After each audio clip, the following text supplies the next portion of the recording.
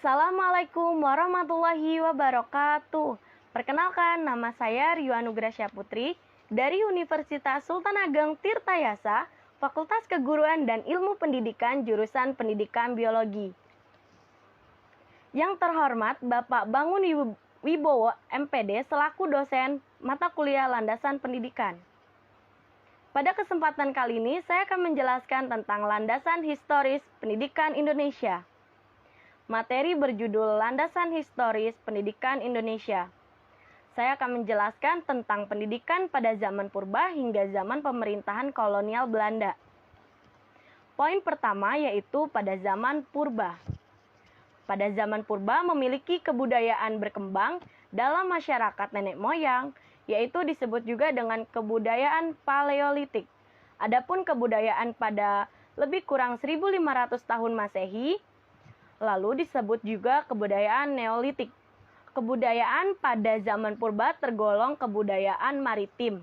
Dan kepercayaan yang dianut masyarakat pada zaman purba ialah animisme dan dinamisme. Masyarakat dipimpin oleh ketua adat dan memiliki karakteristik masyarakat pada zaman purba yaitu gotong royong, tata masyarakatnya bersifat egaliter. Tujuan pendidikan pada zaman purba adalah agar generasi muda dapat mencari nafkah, membela diri, hidup bermasyarakat, dan taat terhadap nilai-nilai religi. Pendidikan dilaksanakan dalam lingkungan keluarga dan dalam kehidupan keseharian masyarakat yang alamiah. Poin kedua yaitu zaman kerajaan Hindu-Buddha dengan latar belakang sosial dan budaya. Nenek moyang kita pada zaman ini umumnya tinggal di daerah yang subur, dekat pesisir pantai. Masuknya pengaruh kebudayaan tersebut di atas telah menimbulkan perubahan keadaan sosial budaya setempat. Timbullah dua golongan manusia, yaitu golongan manusia yang dijamin dan golongan yang menjamin. Sebagaimana di India, terdapat sertifikasi sosial berdasarkan kasta, yakni kasta Brahmana, Ksatria, Waisya, Shudra, dan Pariya. Sekalipun stratifikasi sosial semacam itu tidak berlaku secara menyeluruh dan tegas. Di dalam masyarakat kita, misalnya bagi penganut animisme, dinamisme, dan Buddha juga ada pada saat itu. Menurut para ahli, paling lambat pada abad ke-5 Masehi telah dimulai zaman sejarah di negeri kita. Hal ini ditandai dengan ditemukannya tulisan tertua, misalkan tulisan huruf Pallava bahasa Sanskerta oleh para ilmuwan sejarah di dekat Bogor dan Kutai. Pendidikan pada zaman ini selain diselenggarakan di dalam keluarga dan di dalam kehidupan keseharian masyarakat dan juga diselenggarakan di dalam lembaga pendidikan yang disebut juga perguruan atau pesantren. Hal ini sebagaimana telah berlangsung di kerajaan Tarumanegara dan Kutai. Pada awalnya, yang menjadi pendidik adalah kaum Brahmana. Kemudian lama-kelamaan para empu menjadi guru menggantikan kaum Brahmana. Tujuan pendidikan pada umumnya adalah agar para peserta didik menjadi penganut agama, mampu hidup bermasyarakat. Dan poin yang ketiga adalah zaman kerajaan Islam. Nusantara memiliki letak yang strategis dalam rangka pelayaran dan perdagangan. Pada pertengahan abad 14, kota Bandar Malaka ramai dikunjungi para saudagar dari kota Asia Barat dan Jawa, Majapahit. Pemerintahan pada zaman ini dipimpin oleh raja. Poin keempat yaitu ada zaman Portugis Spanyol. Bangsa Portugis datang ke negeri kita pada awal abad ke-16, kemudian disusul oleh bangsa Spanyol. Selain untuk berdagang, kedatangan mereka bertujuan untuk menyebarkan agama Katolik. Yang kelima, ada zaman pemerintahan kolonial Belanda. Pada tahun 1596, bangsa Belanda telah datang ke negeri kita bertujuan untuk berdagang. Pada tahun 1602 mereka mendirikan FOC. Sejak berkuasanya bangsa kita ditindas dan diadu dombakan, kekuasaan raja dirampasnya dan kekayaan alam Indonesia diangkut. Adapun pendidikan yang diselenggarakan oleh rakyat dan kaum penggerak nasional, yaitu pertama ada pendidikan zaman FOC, kedua ada pendidikan zaman pemerintah kolonial Belanda.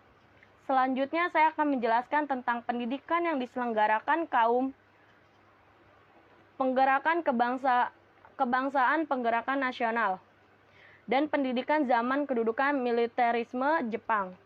Yang pertama dengan judul pendidikan oleh kaum pergerakan kebangsaan pergerakan nasional sebagai sarana perjuangan, kemerdekaan, dan penyelenggara pendidikan nasional.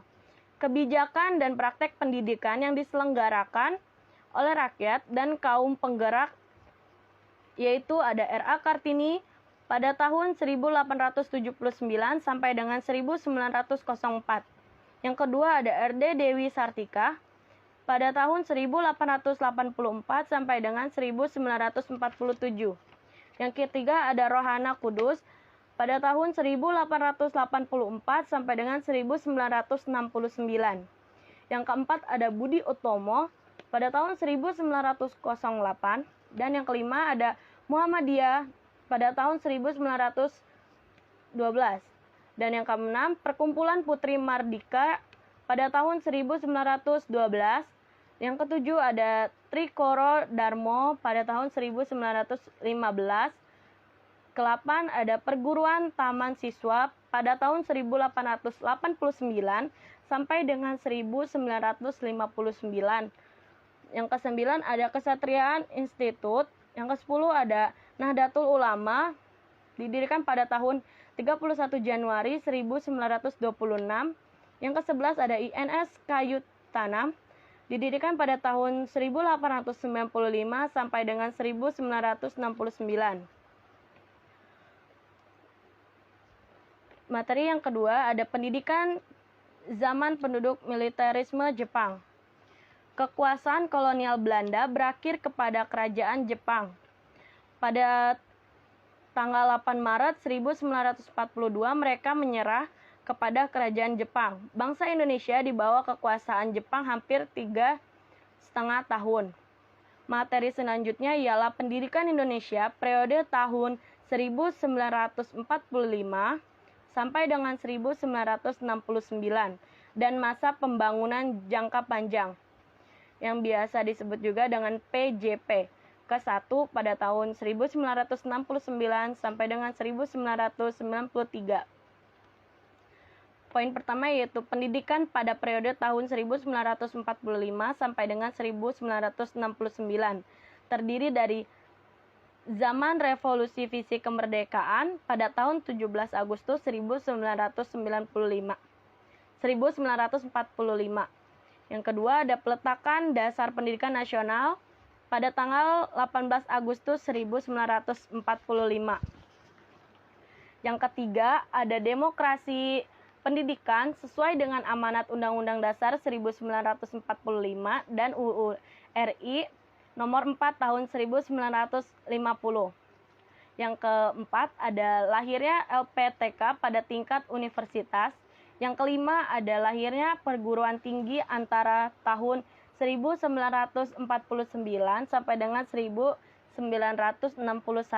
Yang kelima ada era pembangunan nasional semesta berencana tahap pertama pada tahun 1961 sampai dengan 1969. Materi yang kedua yaitu pendidikan pada masa PJP 1 dilaksanakan 1 April 1969. Di dalam rumusan-rumusan kebijakan pokok selama PJP 1 terhadap beberapa kebijakan. Yang pertama ada relevansi pendidikan. Yang kedua, ada pemerataan pendidikan. Yang ketiga, ada peningkatan mutu tenaga pendidik, mutu pendidikan. Dan yang kelima yaitu pendidikan kejuruan. Terima kasih. Wassalamualaikum warahmatullahi wabarakatuh.